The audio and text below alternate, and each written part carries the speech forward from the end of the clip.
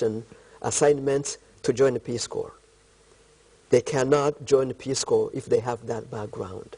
So that totally separates Peace Corps from that kind of activity. The mission for Peace Corps is promoting peace and friendship and development. And if you look at the assignments that volunteers have, for example, you see a volunteer in a remote corner of a country, either teaching or working with farmers. There isn't much information to collect there, frankly speaking. So to answer your question, I will say one more time, Peace Corps policy forbids that kind of activity. Peace Corps policy cannot hire or recruit anyone who has been involved in intelligence services. And 90% of Peace Corps work in rural areas? Yes. Away from the urban areas? That's true. Now, you have visited many countries in your work as Peace Corps before you became director in the Gambia. What are some of the things you find here in Gambia that you do not find elsewhere? Anything special about Gambia for you? That's a good question. Don't say the Benachin. It's a part of it, too. It's a part of it. Good. I will say that the Gambian people are peaceful. We do not have safety challenges that some countries have with regard to Peace Corps. There may be little things like a case of robbery once in a while, but overall, Peace Corps volunteers have not suffered serious crime. So we really have to say that Gambia is peaceful, and Peace Corps is very, very happy and very lucky to be here.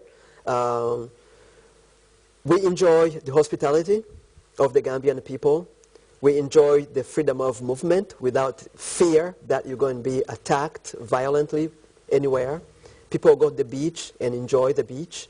So I must say the main difference I may point out from other countries where I have served, security is better than many places where I have been for volunteers.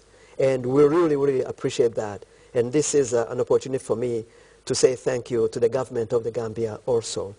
We feel very well supported when our volunteers travel, checkpoints, they show their ID card, they say we are Peace Corps, and they are not harassed, they are helped, they are supported. We really, really appreciate that.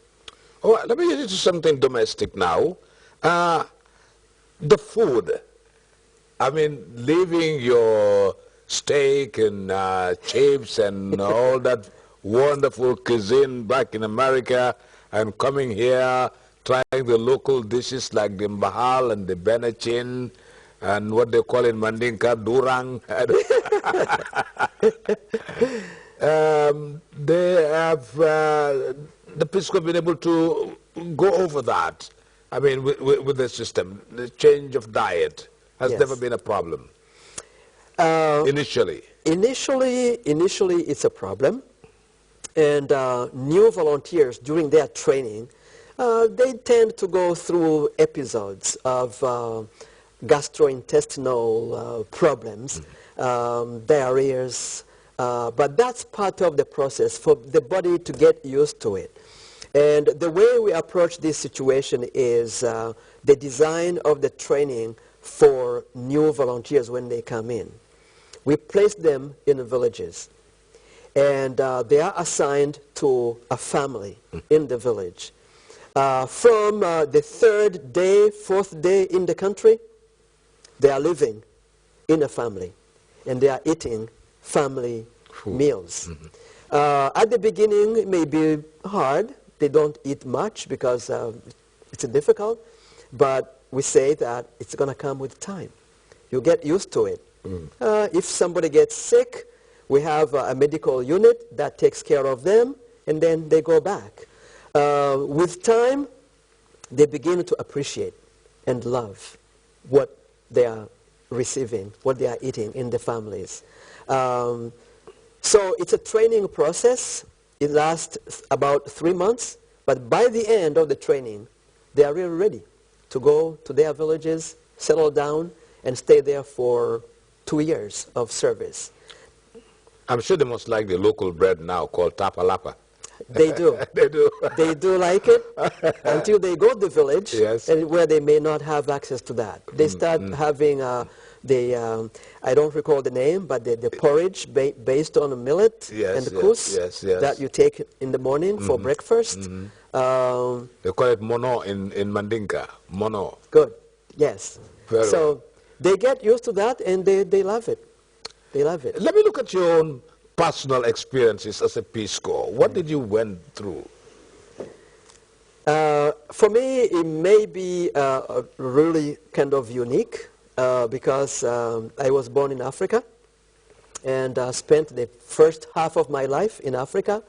So adjusting to foods and stuff like that is easy for me compared to a typical American born in the U.S., never ate the kind of foods that we eat in Africa. So for me, it's been to some extent easy, but it's also been sometimes a little bit of a challenge because I don't look like a typical American. And to some extent, I'm confused with local people, which is fine. Pulars, they speak Pular to me. And if I don't respond in Pular, they feel like, who is this guy who doesn't respect his culture? Why can't you speak your language? Are you a Pular? No, I'm not, but I get the privilege of being considered like, you look like a Pular. I don't know why, but it happened. It happened to me in Senegal. It happened to me here. It's something I enjoy when it happens, but then I have to explain why I don't speak the local language. I'm expected to be able to speak the local language. But other than that, it's been easy and enjoyable for me to serve in this capacity. What specifically did you do when you were a Peace Corps? Agriculture, health, or? Actually, I did not serve as a Peace Corps volunteer personally. Well, lucky. I served more as a staff person in many countries because I'm a naturalized American. And to be a Peace Corps volunteer, you have to be American when you are recruited.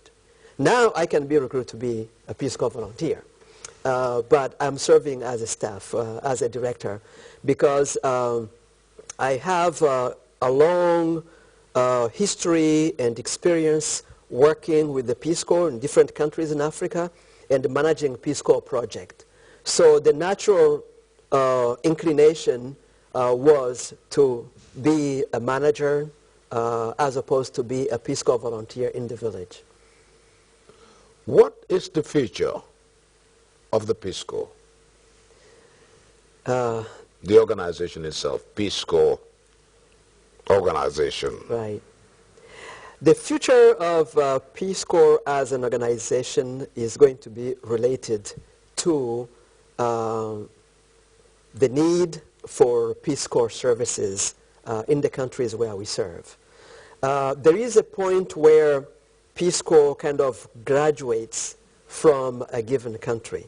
When the level of development is such that Peace Corps is not needed anymore, actually Peace Corps phases itself out. So Peace Corps terminates programs in some countries on the basis that we'd rather be where we are most needed. Some countries in Europe have been phased out, but other countries have joined. We still have Peace Corps in Asia, including China, because China still has rural areas that still need Peace Corps services. But as development becomes more and more advanced in some nations, Peace Corps focuses more on where we are most needed. So to go back to the question, the future of Peace Corps, it's going to be going to places where it's needed, where it's invited, where it's requested. We do hope that eventually Peace Corps will not be needed or will have a different project framework, depending on